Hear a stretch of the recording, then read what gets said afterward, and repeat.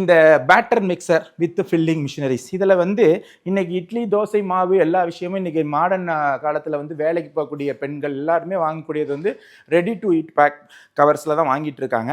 அப்போ அந்த மாதிரி இருக்கக்கூடிய இடத்துல வந்து பார்த்தீங்கன்னா 100 லிட்டர் 150 லிட்டர் 200 லிட்டர் இதை வந்து நம்ம இதில் மிஷினில் வந்து நம்ம ஊட்டிட்டு மாவு கைப்படாமல் அதை பிளெண்ட் பண்ணிக்கிட்டே இருக்கும். அப்போ தான் வந்து உளுந்தும் அரிசியும் வெந்தயமும் கலந்து இருக்கும்போது தான் ஒரு குவாலிட்டியாக ஒரு ப்ராடக்ட். ஏன்னா ஒரு கவரில் இருக்கக்கூடிய மாவு நல்லா இருக்கும், ஒரு கவரில் இருக்க மாவு சரியில்லாமல் போகலாம். அதை வந்து தவிர்க்கிறதுக்கு இந்த எஸ்எஸ்ல வந்து 304 கிரேட்ல நம்ம யூஸ் பண்ணக்கூடிய இந்த மிக்சர் வச்சு பண்ணதுக்கப்புறம் இதில் வந்து பார்த்தீங்கன்னா 50 mm to 500 ml 100 ml to 1000 ml அதே போல் 500 ml to 5 லிட்டர்ஸ் வரைக்கும் இருக்கக்கூடிய பேக்கிங் ஆகக்கூடிய நம்ம கிட்ட இருக்கக்கூடிய இந்த batter mixer with filling machineries இருக்கு.